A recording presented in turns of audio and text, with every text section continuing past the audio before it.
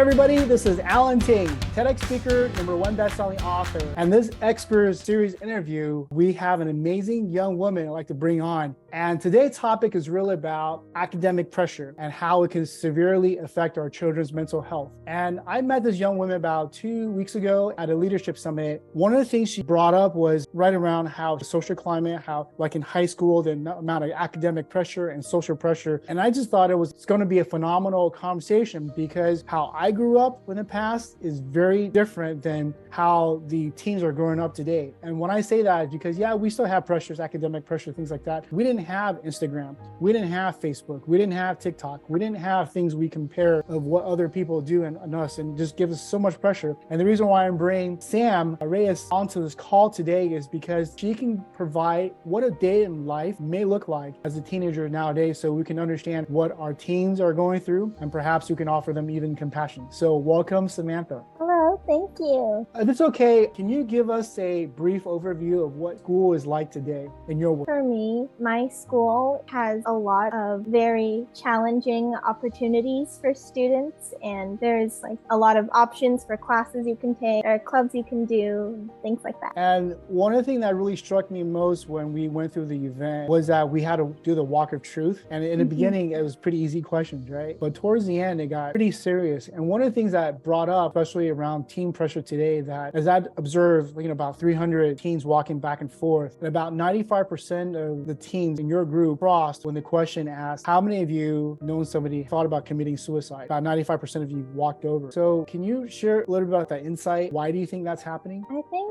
that's happening because a lot, like I said earlier, there's challenging opportunities, and because there's just so many students are trying to reach all of them and trying to be the best they can be. And especially in my school, I've noticed a lot of my friends comparing themselves to each other. Like they'll go, oh, what's your grade in this test? And I think the comparison of each other, if you're not at that same level, it's not that you're not bad, but that's what they believe. They're like, I'm not good enough. And then they start to break under that pressure to get that. And it sounds like your school is very, very competitive, right? Yeah. And it's about your GPA, it's about what you score on the test. And if somebody scores higher than you, then you there's a lot of pressure to keep catching up and do even better, if not be at the same level with that person. How has that pressure affected you personally, and how does that make you feel? Personally, because I'm surrounded by friends who are also really good intellectually, I feel like I'm sometimes not good enough to be up there with the high scores. Did I study enough? And every time I go to take a test, I'm like, is it easy enough? Is it hard enough? How did that affect you mentally? Mentally, it put a lot of pressure on me. My sleep schedule it got kind of messed up because I was just really worried about my grades and my performance. How about the other students, like your friends, also feel about this academic pressure? Do you guys talk about it? Sometimes they're also really worried and really stressed, and it can put them in a more negative mood, and that affects the atmosphere of the whole group, and it just makes it not as enjoyable. And for those of them who give themselves a lot of pressure, why do you think that's the cause? Is it because they're trying to achieve something? Or is it because of significant base? Or tell us more about it. They have more pressure. Yeah, because they want to be up there with the rest of their friends or the rest of their group, and it makes them feel more significant if they're doing well. Can you tell us more about the needs of being significant? What's good about it, and what's kind of the negative side of being significant? The positive side, having significant, is that you're more kind of self-confident and you understand yourself better. However, if you have too much significance, it can turn into a negative thing, too much of a need, I should say, for significance. And then you rely on your friends, you rely on external pressures in order to feel that significance. And life works with ups and downs. So when you don't always get that significance, it can start to negatively affect your mental health. And oftentimes what I've also realized is that you may be achieving A's in certain areas, but maybe not so great in chemistry, or maybe just one subject, or maybe you did great all semester long, but you just didn't get exactly the right score that you wanted on one of the tests. And then you shoot yourself, or not shoot to yourself, but you kind of berate yourself. You're like, well, I'm not good enough. When in fact, is you create all this pressure when in fact that you've already achieved what most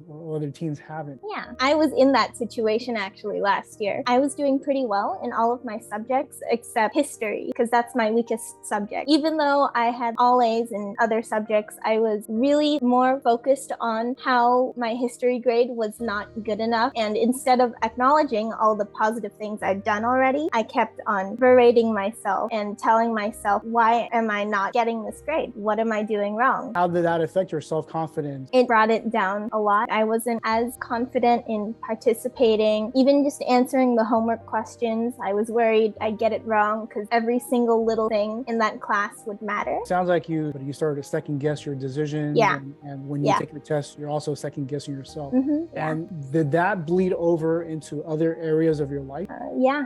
How so? My history grade, because I was worried about that. And so some of my other grades, they were still A's, but like the percentages dropped a little bit and my energy level also dropped. It was harder for me to do things like color guard, which I really enjoy. So you're an ROTC, yeah? I love the fact that you bring this up because oftentimes we feel like we have to be 100% perfect. And then when we're not perfect in one area, we lose our self-confidence and it bleeds over to other areas. So you mentioned it affected your other testing, your other academic things like that. We always talk about fundamentally success breeds success. What that means is you can build success on top of success. You cannot build success on top of failure, because this is exactly what happened, right? Because the scenario is like, you feel like, okay, well, I failed at one thing, but if that's your energy, that's you're focusing on, then you're going to feel like you're going to fail on everything else, because that's where your attention, sorry to use a cliche word, but energy flow where attention goes. The moment you focus all your energy on like what I'm doing wrong, of course you're going to be doing wrong, because you're not building success on top of success. You're building success on top of failure. Versus what you're saying is what you realize, you came to a realization is that focus on success, focus on all the things you're doing right. Because when you do that, then everything else that also reverses and bleeds over to other area. And it's okay not to get a straight A in history, but you also maximize all your other success in other categories as well.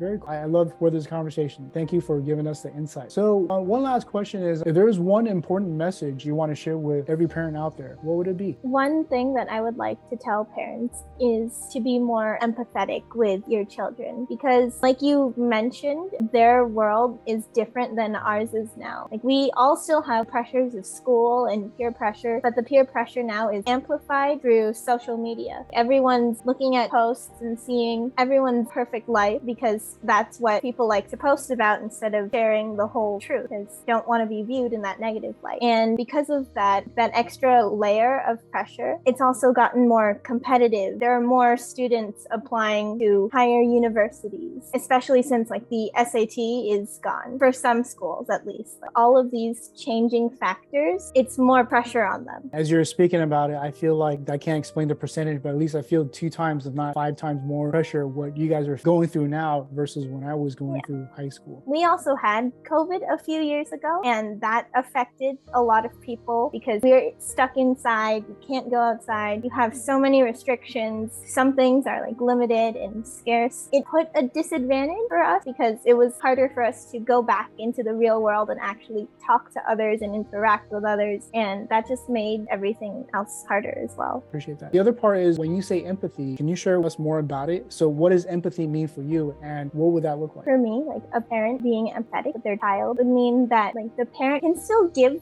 criticism as long as it's constructive and it's not just like, oh, you're not doing well enough, but it's more kind of shaped in a more positive light. And no matter what, they're supportive of their child. They'll help them in the ways that they can. But if their child isn't perfect, because no one ever is, then they won't just try to keep pushing them. Instead, they'll just support them and they'll be there for them and be happy for whatever, like what they have, and focusing on the skills that they have. Yeah, and one of the things that really hit home for me when I was being a captain at this youth leadership summit was being able to provide presence and a shoulder for you guys to share your message with us. And our job was not that we ever wanted to anyways, not our job was never to judge you guys, but to just sit there to listen. Because as I was growing up, no knock on my parents because they're super busy, and I'm very grateful for my parents and how they brought me up, but I personally feel like they haven't had a chance to really sit down with me and talk to me and empathize with me and listen to me what I have to say without criticism, without like any, hey, you just did a great job, like keep up the hard work. This part, I feel like, at least from my perspective, me as a parent, we can do an even better job to share that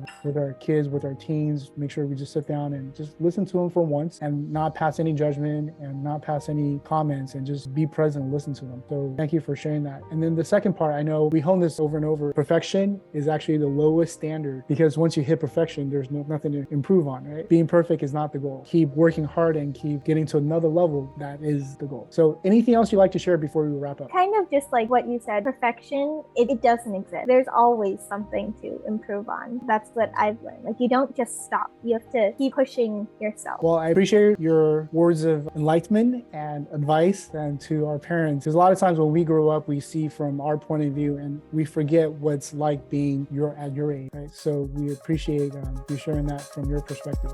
So until then, live purposely, love passionately, and serve the world by spreading love and joy. We'll see you in future sessions.